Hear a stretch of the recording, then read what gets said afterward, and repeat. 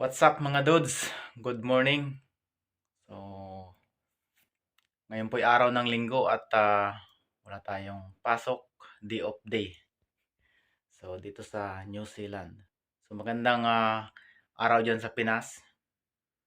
At siyempre dito sa New Zealand ay umaga pa lang. Kaya yan, good morning New Zealand. So, yan nga pala, ito uli si Mike B Vlog. At gawa ulit tayo ng panibagong video. So, andito lang ako sa kwarto, nag-ikot-ikot. Yan. Paggising. So, for today's video nga pala mga dudes, mayroon akong i-share lang or ikikwento na isang na-experience ko dito sa New Zealand sa trabaho. So, kasi builders nga yung ko dito, yung apply ko as a carpenter. So, sa site, masasabi ko na yung mga gamit nila doon is advanced kaysa sa atin kasi puro talaga mga mga chargeable drill, mga lahat ng yung pang-cutting nila, yung drop saw, yung table sa puro mga battery ang gamit. Mga drill nila. So hindi na kailangan ng mga yung mga cord or extension. Tapos yun nga isa sa napansin ko na pagka kunting spark lang or sira, parang umusok lang ng konti, is tinatapon na nila. So, parang disposable lang labas sa kanila. Siyempre sa atin, hanggat maaari, titingnan natin, buksan natin kung ano yung titingnan natin kung ano yung sira. So, yun yung ikwento ko sa inyo mga dudes dahil nga dun sa last kong trabahoan, dun sa last ko na na-assignan. So, meron dong table saw, pero may siya, mayroong wire kasi heavy duty yun eh. So, hindi na siya mabit-bit dahil malaki. So, bali lang siya, parang nag-spark lang or umusok. So, sabi nila, rubbish na daw yun. Tapon.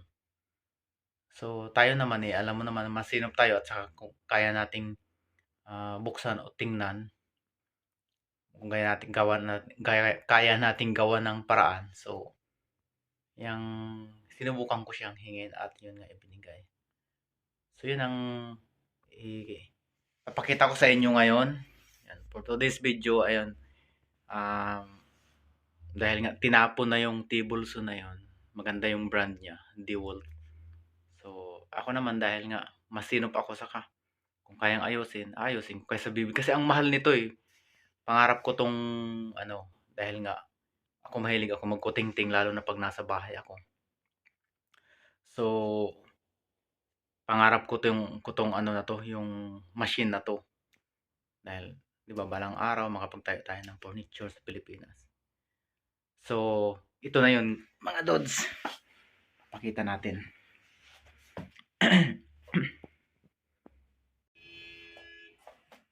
So, ayan siya mga dudes. Ayan. Ang tawag dyan ay table saw.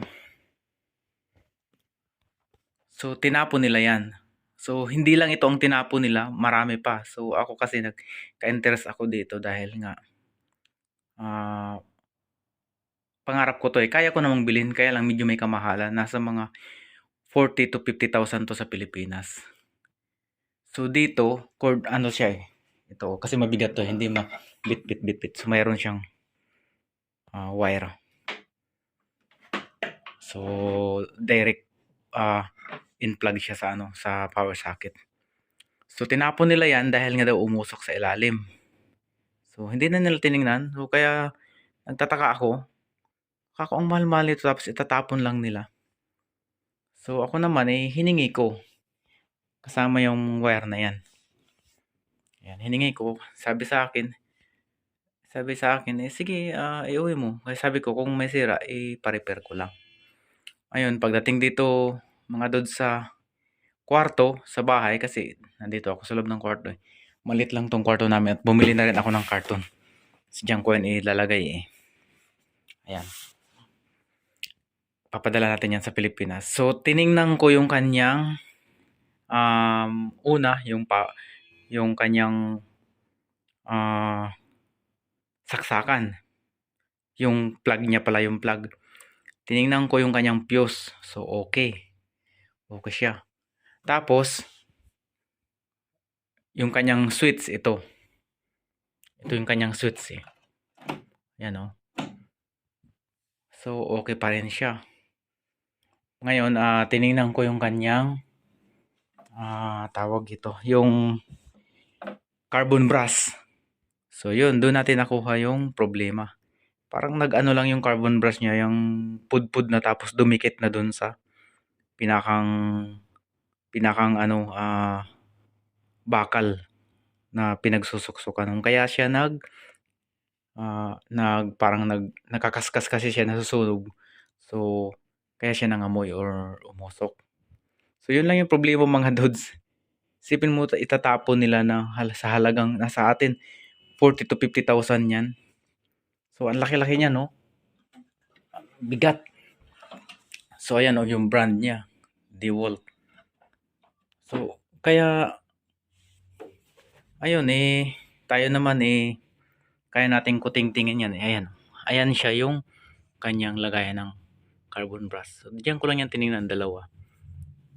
So, heavy duty yan. Ang mahal-mahal yan sa Pilipinas, di ba? So, dito sa New Zealand is tinatapon talaga nila yung mga hindi sila nagre-repair. Parang disposable sa kanila yung ano. Kaya sabi ko, advance dito yung mga kagamitan pagdating sa mga paggawa. Tapos, ayan may kasama pa siyang blade. So, ilan yung kasamang blade niyan? 5. Magkano yung presyo ng blade na to? Yung isang piraso. Lalo na yung mga carbide. Carbide yung kanyang dulo ng parang diamond. Dulo ng talim. Magkano yan sa atin? 2,700 or 3,000 ng isang piraso. Ilima yung ano niya, yung kasama niya. Plus yung mayroon pa yan ditong nakakabit na isa sa loob. So, ayan. Ihaya natin. Balik natin uli. Ayan. Ayan meron kasi na ito na-adjust to eh. Ayan. Ayan So, bali 6 yung talim niya. So, ayan. So, heavy duty to mga dudes. Kaya, grabing panghihinayang ko kung itatapon lang. Muntik nang hagis dun sa yung parang garbage bin na truck. So, sabi ko, pag bumagsak to ron, biyak-biyak talaga. So, yun, nahingi natin at pinigay naman. Ayan, may kasama pang guide. Ayan siya, ang guide niya. Then, ito yung adjacent niya, Kung gusto mong palakihin or pahabain yung tatabasin mo. Depende. So, yan, carbon lang ang problema niyan. Gumagana yan, pero nga yung carbon is pudpud na. Kaya, hindi ko siya ngayon. Tapos dito, sa New Zealand, makakabili ka ng carbon separate na shop. Hindi siya dun, kasi wala ditong mga small hardware katulad sa Pilipinas. So, ayan, yung wire na yan. Yan. Kasama yan nito. Kasi dito, yung may mga tag yung katulad nito. Kahit na bago yung gamit mo, basta't walang tag na ganyan, pagdating sa site, puputulin niya ng safety. So, kahit pag bagong-bago yung mga wire mo o yung basta't walang tag, ganyan sila ganyan kasilan. So, sa atin wala namang ang ganun-ganun eh. Hindi ko lang alam dun sa malalaking company. So, biruin mo, 40 to 50,000 sa piso. Ayan, kaya tayo naman ay masinop. Kaya nating palitan lang naman ng ng carbon brush. Magkano lang yun? Wala.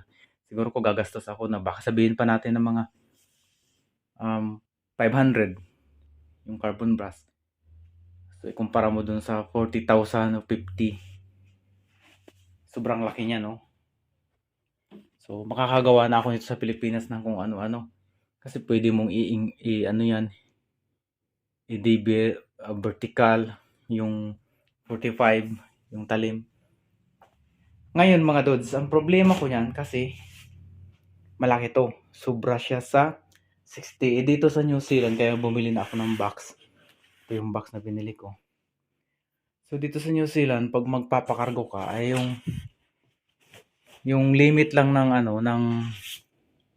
sukat ng box ay 55 by 55. Ano yun? Centimeter. Tapos yung height niya is 60. So ayan siya. Ngayon, ito hindi siya kasya. Kaya gagawin ko siya ng paraan, parang katingin ko na lang siya, i-modified natin. Hindi ko alam kung katingin ko siya sa ganito kasi bakal to eh. Katingin ko siya, then yun, pagkakasyahin natin dito sa dito. Kasi kasali na yung na to eh, kasali tong na to, yung pinakang lamisa nung kanyang machine. So buo yan, tapos yung body niya, ayan oh, plastic, pero matibay na plastic. So ayan, kasama pa yan yung guide. Ayan yung guide oh. Marami kaming kalat yung mga power tools kasama ko dito sa kwarto. So yan, kaya ayun, sana magawan ko ng paraan. Yun, iniisip ko nga nakatingin to dito ng grinder, tapos para magkasya dito sa box. Pero siyempre yung machine hindi natin aanahin yun, gagalawin. So isi-separate natin, didismantle ko yan lahat. So yan mga Dods, nakwento ko lang para sa content natin for today. Ayan. So linggo ngayon, wala tayong pasok, kaya ano tayo. Ayan, ito yung kwarto ito yung bed ng kasama ko. Dalawa kami sa kwarto. Ayan yung binili kong carton. So ito naman yung sa akin. So thank you so much mga Dudes. Thank you so much sa panonood, at siyempre kahit di man tayo nakakapag-support, nandito naman ako, padalaw-dalaw sa medyo busy talaga. Busy sa trabaho. So thank you so much, and please do subscribe my channel, Mike B Vlog. So see you